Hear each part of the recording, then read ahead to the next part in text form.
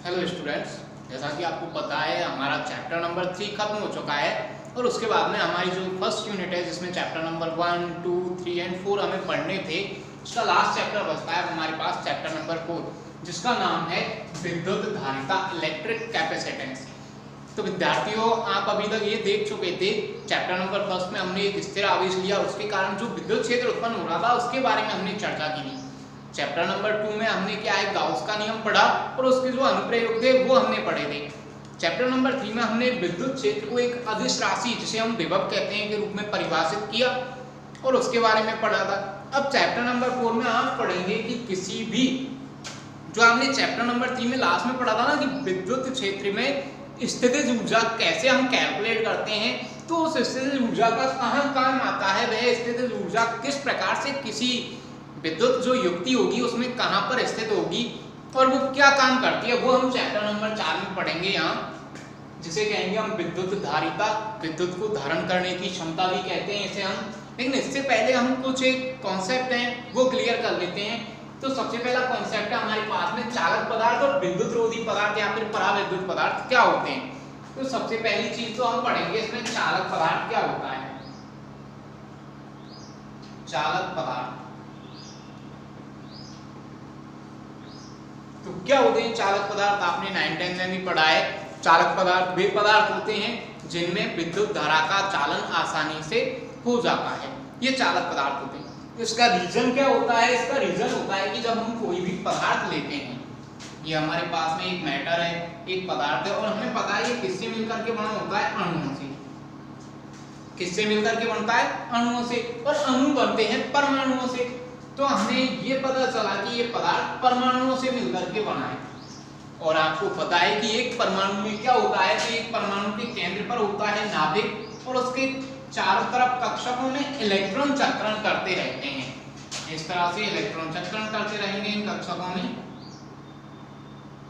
ये एक परमाणु की संरचना होती है, आप 11th क्लास में पढ़ चुके हैं। तो आप देखेंगे कि जैसे ही ये जो एक बाह्यतम कोश का इलेक्ट्रॉन है, इस पर ये परमाणु जो धनावेश है वो आकर्षण बल लगा करके रहता है। लेकिन यदि इस धनावेश, इस नाभिक का आकर्षण बल इस इलेक्ट्रॉन पर कम पड़ जाए तो क्या हुआ, तो ये इलेक्ट्रॉन इस कक्षा से बाहर निकल जाता है। तो जैसे कि यहाँ पर एक परमाणु है और उसके यहाँ पे इलेक्ट्रॉन रखा हुआ है उसकी बाह्यतम कक्षा में, वो टूट करके बाहर निकल जाए तो वह इस पदार्थ में घूमता रहेगा। वो इलेक्ट्रॉन जो यहाँ से टूट के गया वो इस पदार्थ में क्या करेगा, घूमता रहेगा। और जैसे ही हम इसमें विद्युत क्षेत्र देंगे या फिर जैसे ही हम इस पदार्थ को विद्युत देंगे तो क्या होगा, ये इलेक्ट्रॉन इस विद्युत को लेकर के आगे मूव करेगा और इस पदार्थ में विद्युत धारा का चालन हो जाएगा। तो कहने का मतलब ये है चालक पदार्थ में मुक्त इलेक्ट्रॉन पाए जाते हैं जिनके कारण इसमें विद्युत का चालन हो जाता है। तो ये तो होता है चालक पदार्थ। इसे परिभाषित कैसे करेंगे, वे पदार्थ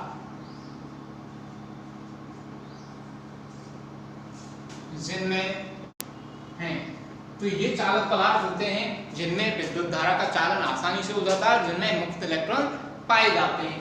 अच्छा, इसके उदाहरण देखते हैं। तो एग्जांपल हैं इसके हमारे पास में बहुत सारे एग्जांपल हैं। सोना ये चालक है, चांदी चालक होता है, तांबा चालक होता है। इस तरह से आपके पास में बहुत से उदाहरण हैं। और आपने पढ़ा होगा 11th क्लास में कि सबसे अच्छा सुचालक कौन होता है इनमें, तो सबसे अच्छा सुचालक होता है चांदी। तो इसे स्टार लगा के लिख लेते हैं, चांदी विद्युत का सबसे अच्छा चालक है।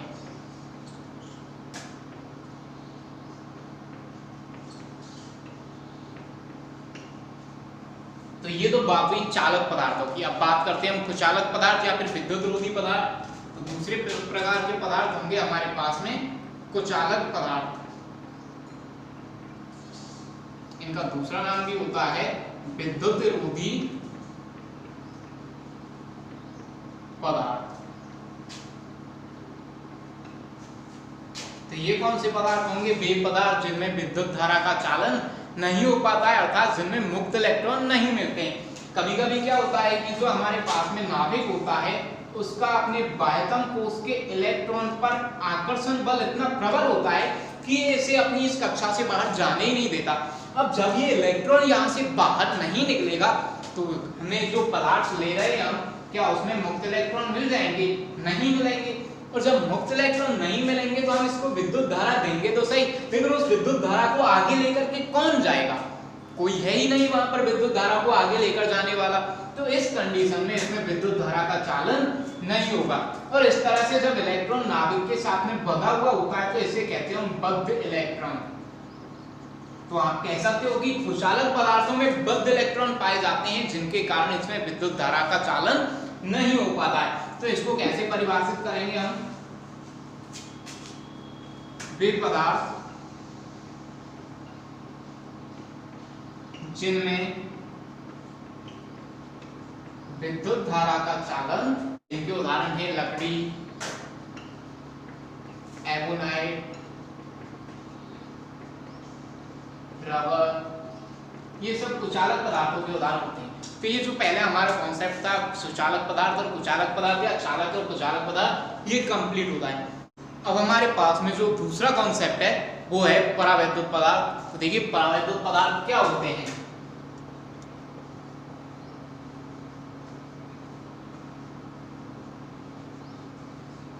इन्हें बोलते हैं डाइइलेक्ट्रिक सब्सटेंस।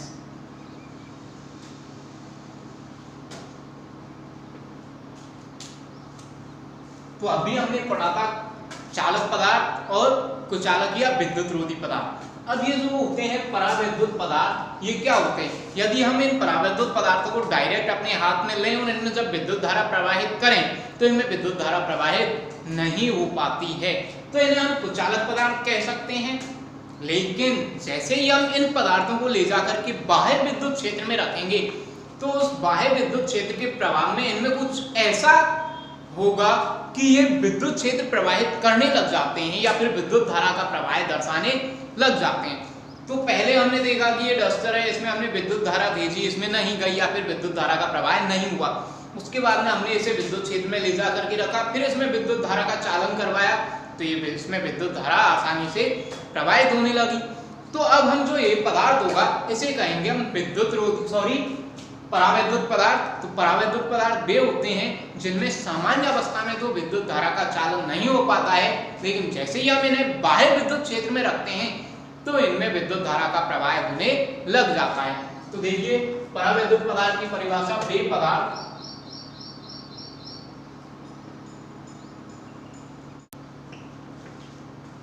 तो ये तो बात हुई परावैद्युत पदार्थ की परिभाषा की। अब हम देखेंगे कि परावैद्युत पदार्थ कितने प्रकार के होते हैं। तो हमारे सिलेबस में परावैद्युत पदार्थ दो प्रकार के हैं, एक तो होते हैं ध्रुवीय परावैद्युत और दूसरे होंगे अध्रुवीय परावैद्युत। तो सबसे पहले देखते हैं हम ध्रुवीय परावैद्युत पदार्थ क्या होते हैं।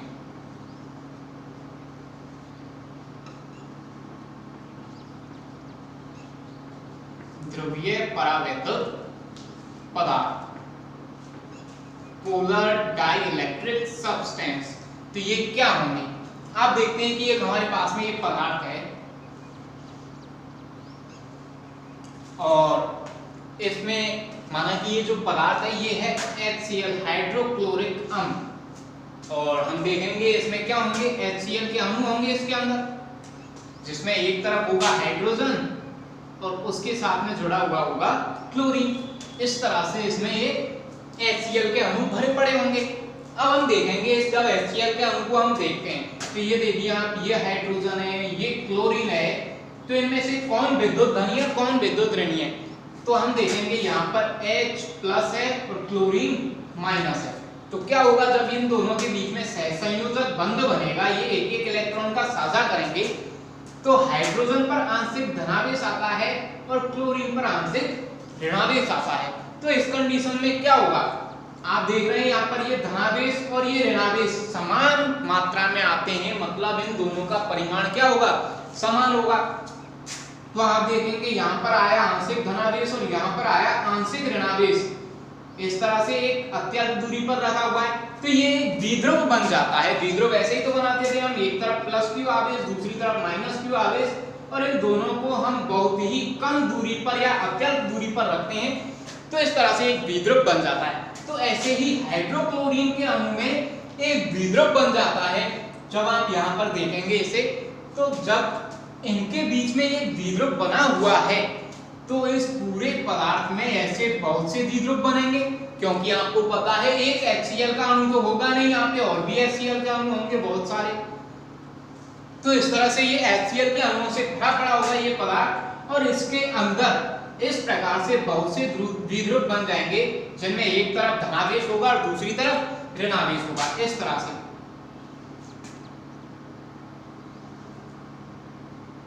लेकिन ये जरूरी नहीं है, ये किसी भी प्रकार से व्यवस्थित हो सकते हैं। तो इस तरह से इसमें बहुत से HCl के अणु होंगे, जिनमें ऐसे द्विध्रुव बना होगा, और ये इसमें इस तरह से व्यवस्थित होंगे। जो व्यवस्थित भी क्या कहें हम, ये कहें कि अव्यवस्थित होंगे, इसमें इस तरह से फैले पड़े हुए होंगे। तो इसका जो नेट द्विध्रुव आघूर्ण होगा या कुल द्विध्रुव आघूर्ण होगा वो 0 हो जाएगा। क्यों? क्योंकि इसके द्विध्रुव को ये वाला द्विध्रुव नष्ट कर देगा, इसके द्विध्रुव को ये वाला द्विध्रुव नष्ट कर देगा। तो इस तरह से ये आपस में एक दूसरे के द्विध्रुव आघूर्ण को नष्ट कर देते हैं या फिर कैंसिल आउट कर देते हैं, और इस पदार्थ का जो परिणामी द्विध्रुव आघूर्ण आता है वो 0 आता है। तो हम देखेंगे कि जब कोई भी पदार्थ हो ऐसा जिसमें कोई ध्रुवीय अणु उपस्थित हो, जैसे कि HCl एक ध्रुवीय अणु है, इसमें द्विध्रुव बन रहा है, तो जब किसी भी पदार्थ में इस तरह से ध्रुवीय अणु उपस्थित हो, तो ये ध्रुवीय अणुओं के जो द्विध्रुव आघूर्ण होंगे वो इस पदार्थ में एक दूसरे को निरस्त कर देंगे, और इसका परिणामी द्विध्रुव आघूर्ण क्या आएगा? 0 आएगा। तो जब इसका परिणामी द्विध्रुव आघूर्ण 0 आएगा तो यह विद्युत क्षेत्र का प्रवाह नहीं करेगा। अब हमें इसमें एक द्विध्रुव आघूर्ण बनाना है, नेट द्विध्रुव आघूर्ण बनाना है, तो हम क्या करें, इसे उठा करके बाह्य विद्युत क्षेत्र में रखें। तो जैसे ही हम इसे उठा करके बाह्य विद्युत क्षेत्र में रखेंगे तो क्या होगा, आप देखिए यहाँ पर हमने ये एक इलेक्ट्रिक फील्ड लिया और उसमें इसे रख दिया है। इस तरह से हमारे पास में एक इलेक्ट्रिक फील्ड है जिसकी दिशा इस प्रकार है, और इस विद्युत क्षेत्र में हमने इस पदार्थ को रख दिया। तो क्या होगा, आप देखेंगे कि ये वाला जो द्विध्रुव है, ये पहले वाला द्विध्रुव, इसका क्या होगा, इसका धनावेश विद्युत क्षेत्र की दिशा में जाएगा, जबकि ऋणावेश विद्युत क्षेत्र के विपरीत जाता है। ये हम पहले भी पढ़ चुके हैं कि विद्युत क्षेत्र की समान दिशा में धनावेश जाएगा, क्योंकि इसका कारण ये होगा कि विद्युत क्षेत्र धनावेश से ऋणावेश की ओर जाता है। इस तरह से आपका विद्युत क्षेत्र होगा। तो आप देखेंगे कि इधर धनावेश है और इधर ऋणावेश है, तो ये धनावेश इस धनावेश से प्रतिकर्षित होकर के उधर की तरफ जाना चाहेगा, और ये ऋणावेश इस धनावेश से आकर्षित होकर के इधर की तरफ आना चाहेगा। तो धनावेश विद्युत क्षेत्र की दिशा में जाएगा और ऋणावेश विद्युत क्षेत्र के विपरीत दिशा में जाएगा। तो ये अणु ऐसे आकर के वहां से उड़ करके और यो घूम के इस तरह से व्यवस्थित हो जाएगा। तो इधर की तरफ आ जाएगा हमारा ऋणावेश और इधर की तरफ आ जाएगा धनावेश, और ये द्विध्रुव इस प्रकार से व्यवस्थित हो जाएगा। अब दूसरी की बात करें तो दूसरे में भी क्या होगा, धनावेश उधर जाएगा और ऋणावेश इधर आएगा। ऐसे ही तीसरे में ऋणावेश इधर आएगा, धनावेश इधर जाएगा। ऐसे ही चौथे में, ऐसे ही पांचवें अणु में, ऐसे ही छठवें अणु में। इस तरह से ये सभी अणु एक निश्चित व्यवस्थित क्रम में व्यवस्थित हो जाते हैं, और जैसे ही इस पदार्थ में ये अणु निश्चित व्यवस्थित क्रम में व्यवस्थित होंगे तो आप देखेंगे कि इसमें एक परिणामी द्विध्रुव आघूर्ण उत्पन्न हो जाएगा। आप ऐसे भी देख सकते हैं कि यह धनावेश इस ऋणावेश के प्रभाव को निरस्त कर देगा, यह धनावेश इस ऋणावेश के प्रभाव को, यह धनावेश इस ऋणावेश के प्रभाव को निरस्त कर देगा। लेकिन इस ऋणावेश और इस धनावेश के कारण जो द्विध्रुव बनेगा वो तो बचा रहेगा इसमें। ऐसे ही इस ऋणावेश और इस धनावेश के कारण द्विध्रुव बनेगा वो उसका प्रभाव भी होगा। ऐसे ही इस ऋणावेश और इस धनावेश के कारण जो द्विध्रुव बचेगा उसका प्रभाव होगा। तो इसमें एक परिणामी द्विध्रुव आघूर्ण उत्पन्न हो जाता है, तो जिसके कारण यह विद्युत धारा प्रवाहित करने लग जाता है। तो विद्युत रोधी पदार्थों के लिए हम जब पढ़ रहे थे परावैद्युत पदार्थ, तो हमने ये देखा था कि जब तक इस पर कोई बाह्य विद्युत क्षेत्र आरोपित नहीं है तब तक इसमें धारा का चालन नहीं होता है। लेकिन जैसे ही हम इसे बाह्य विद्युत क्षेत्र में रखेंगे तो इसमें इस तरह से एक नेट द्विध्रुव आघूर्ण बन जाएगा, जिसके कारण इसमें से ऊपर की विद्युत धारा प्रवाहित होने लग जाती है। तो ये हुआ हमारे पास में परावैद्युत पदार्थ, जो भी किस प्रकार का है। तो आपने देखा कि इस परावैद्युत पदार्थ में इस तरह से द्विध्रुव बने हुए हैं, लेकिन इसका परिणामी द्विध्रुव आघूर्ण ही तो शून्य है। इस पदार्थ के अंदर तो द्विध्रुव बने हैं ना, तो हम क्या कहेंगे कि ये पदार्थ एक ध्रुवीय परावैद्युत पदार्थ है। यदि इसके अणुओं के मध्य में ही द्विध्रुव नहीं बनते, जैसा कि हम अगले टॉपिक में देखने वाले हैं, तो उसे कहते हैं हम अध्रुवीय परावैद्युत पदार्थ। तो ये ध्रुवीय परावैद्युत पदार्थ है जिसे विद्युत क्षेत्र में रखने पर यह एक परिणामी द्विध्रुव आघूर्ण व्यक्त करने लगता है और विद्युत धारा का इसमें चालन हो जाता है। अब हम इसकी लैंग्वेज लिखेंगे, आपको ये दोनों डायग्राम बनाने हैं इस कंडीशन में, और यहाँ पर लिखना है आपको परिणामी या नेट द्विध्रुव आघूर्ण कितना है यहाँ पर, तो वो है 0, और यहाँ पर तो यहाँ आपका परिणामी द्विध्रुव आघूर्ण होगा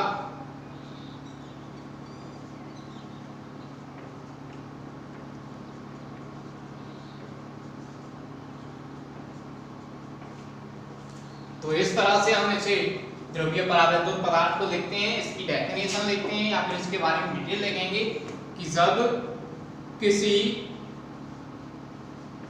परावैद्युत पदार्थ के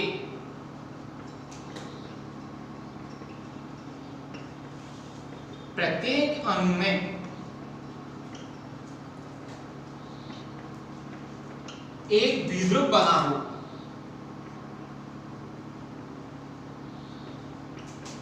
क्या बना हो, एक द्विध्रुव बना हो, तो ऐसे पदार्थ को हम क्या कहेंगे, तो ऐसे पदार्थ को ध्रुवीय परावैद्युत पदार्थ कहते हैं।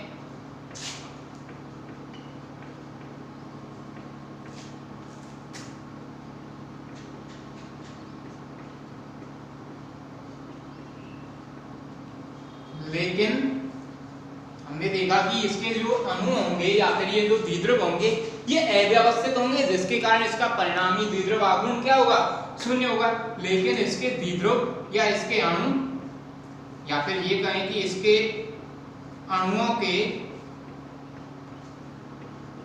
द्विध्रुव अव्यवस्थित होते हैं,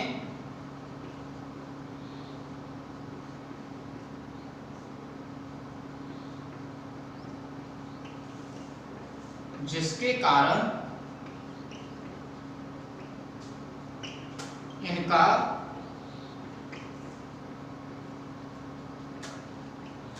परिणामी द्विध्रुव आघूर्ण क्या होगा, 0 होगा। परिणामी द्विध्रुव आघूर्ण 0 होता है। लेकिन जैसे ही इसे बाह्य विद्युत क्षेत्र में रखा जाता है तो क्या होगा, इसे बाह्य विद्युत क्षेत्र में रखा जाता है तो इसके सभी द्विध्रुव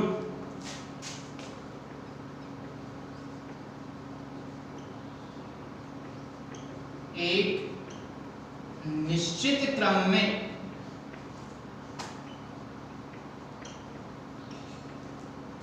व्यवस्थित हो जाते हैं।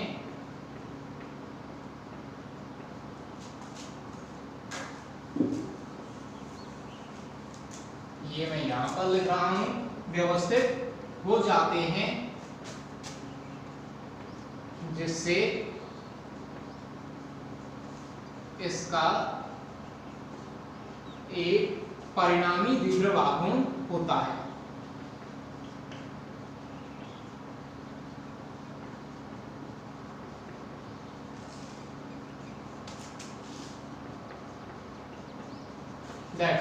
तो ये तो बात की हमने किसकी, ध्रुवीय परावैद्युत पदार्थ की। अब हमारे पास में जो नेक्स्ट टॉपिक है इसका वो है अध्रुवीय परावैद्युत। अब नेक्स्ट देखने वाले हैं अध्रुवीय परावैद्युत पदार्थ। तो अभी हमने देखा था कि जो पदार्थ होगा ध्रुवीय परावैद्युत पदार्थ, उसमें प्रत्येक अणु में एक निश्चित द्विध्रुव आघूर्ण होगा। लेकिन अध्रुवीयों में ऐसा नहीं होता है। फॉर एग्जांपल ये हमारे पास में अध्रुवीय परावैद्युत पदार्थ है। तो आप एक अणु पर विचार कीजिए कि सपोज एक हाइड्रोजन का अणु है, मींस H2, तो इसमें क्या होगा, एक हाइड्रोजन इधर और दूसरा हाइड्रोजन इधर, तो इनमें भी सहसंयोजक बंध बनेगा इस तरह से। लेकिन आप देख सकते हैं कि ये हाइड्रोजन है और ये भी हाइड्रोजन है, तो जितना इलेक्ट्रॉन पर आकर्षण ये लगाएगा उतना ही आकर्षण ये लगाएगा, या फिर जितना प्रतिकर्षण ये लगाता है उतना ही प्रतिकर्षण दूसरा हाइड्रोजन लगाएगा। तो इस सिचुएशन में क्या होगा कि इन पर आने वाला आंशिक धनावेश और आंशिक ऋणावेश वो लगभग इनके केंद्र में एक ही बिंदु के ऊपर होगा। तो जब आपको एक ही बिंदु पर धनावेश मिल रहा है और उसी बिंदु पर ऋणावेश मिल रहा है तो आप द्विध्रुव कैसे बनाएंगे? कम से कम इनके बीच में थोड़ा डिफरेंस तो होना चाहिए कि धनावेश इधर हो और ऋणावेश इधर हो, तब तो इनके बीच में क्या बन जाता है? द्विध्रुव बन जाता है। लेकिन जब ये एक ही पॉइंट पर धनावेश है और उसी पॉइंट पर ऋणावेश है तो द्विध्रुव नहीं बनेगा। तो इस तरह का जो अणु होता है उसे कहते हैं हम अध्रुवीय अणु। और इस पदार्थ में भी आपके ऐसे ही अणु उपस्थित होंगे, इसलिए इनमें क्या होगा, इनमें जो आपके प्रत्येक अणु का धनावेश और ऋणावेश है वो एक ही केंद्र पर होगा, जिससे प्रत्येक अणु के पास किसी भी प्रकार का कोई द्विध्रुव नहीं बनेगा और इसलिए इसे कहते हैं हम अध्रुवीय पराविद्युत पदार्थ। तो इसमें जो अणु होंगे वो किस तरह से होंगे आपके कि धनावेश भी यही होगा और ऋणावेश भी यही होगा। इस तरह से धनावेश और ऋणावेश सभी यही होंगे। तो प्रत्येक अणु का कोई द्विध्रुव आघूर्ण नहीं है, तो पूरे पदार्थ का द्विध्रुव आघूर्ण हो सकता है क्या? नहीं हो सकता। इसका द्विध्रुव आघूर्ण 0 है, इसका 0 0 0 0, तो 0 + 0 + 0, तो परिणामी द्विध्रुव आघूर्ण भी इस पूरे पदार्थ का क्या होने वाला है? शून्य होने वाला है। तो इसका परिणामी जो द्विध्रुव आघूर्ण है वो 0 होगा। हम बात करेंगे इसके परिणामी द्विध्रुव आघूर्ण की या नेट द्विध्रुव आघूर्ण की। तो परिणामी द्विध्रुव आघूर्ण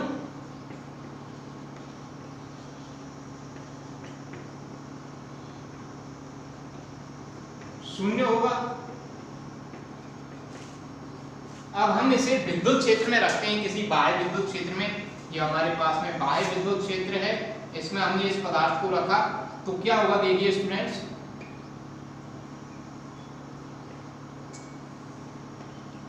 ये बाह्य विद्युत क्षेत्र में हमने इसे रखा तो क्या होगा, जैसे ही ये अणु इस बाह्य विद्युत क्षेत्र में आएगा तो क्या होगा, इसका धनावेश विद्युत क्षेत्र की दिशा में, जबकि ऋणावेश विद्युत क्षेत्र के विपरीत दिशा में संरेखित होने का प्रयास करेगा।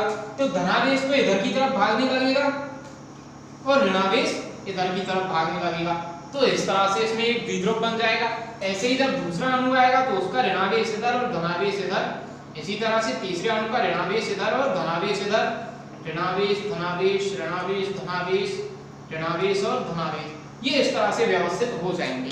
और जैसे ये ऐसे व्यवस्थित होंगे तो इसमें वही लास्ट वाले टॉपिक की तरह कि ये धनावेश इस ऋणावेश को निरस्त कर देगा, ये धनावेश इस ऋणावेश को और ये धनावेश इस ऋणावेश को निरस्त करेगा। लेकिन इस ऋणावेश और इस धनावेश के कारण जो द्विध्रुव आघूर्ण बचेगा वो रह जाएगा इसमें, और इस तरह से इस पदार्थ में एक परिणामी द्विध्रुव आघूर्ण प्रेरित हो जाएगा। तो परिणामी द्विध्रुव आघूर्ण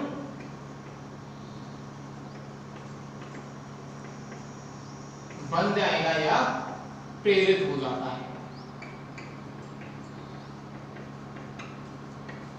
तो ये होते हैं हमारे पास में अध्रुवीय परावैद्युत पदार्थ। तो कैसे लिखेंगे इनके बारे में, इन पदार्थों में या इन पदार्थों के अणुओं में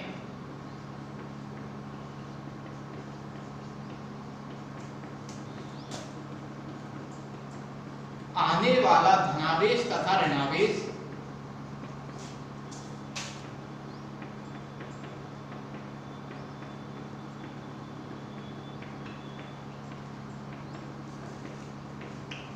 एक ही बिंदु पर होता है।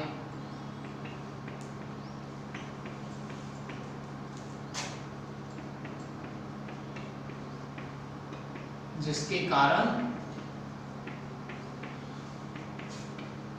प्रत्येक अणु में कोई भी द्विध्रुव आघूर्ण प्रेरित होगा या नहीं होगा, अणु में कोई भी द्विध्रुव आघूर्ण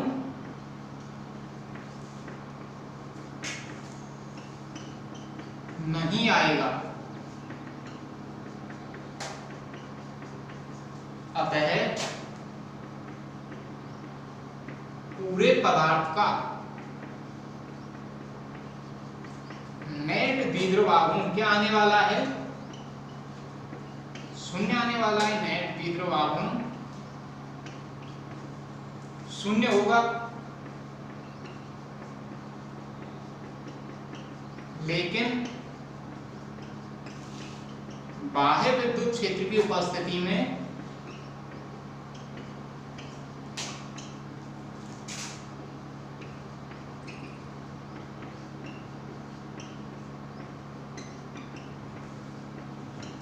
ये धनावेश विद्युत क्षेत्र की ओर और ऋणावेश विद्युत क्षेत्र के विपरीत दिशा की ओर संरेखित हो जाएगा, जिससे ये अणु एक प्रेरित द्विध्रुव आघूर्ण दर्शाने लग जाते हैं। तो उपस्थिति में ये अणु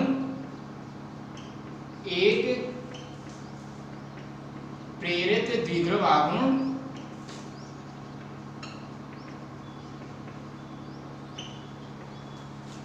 दर्शाने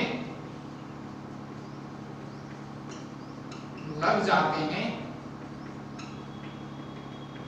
जिससे पूरे पदार्थ में एक परिणामी द्विध्रुव आघूर्ण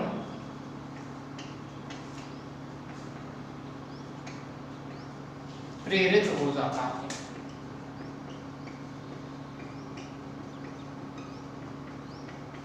तो ये बात हुई अध्रुवीय परावैद्युत पदार्थ की।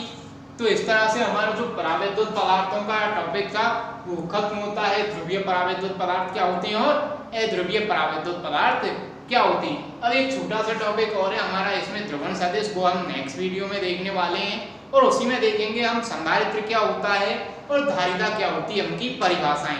तो आज के लिए इतना ही। Thank you students.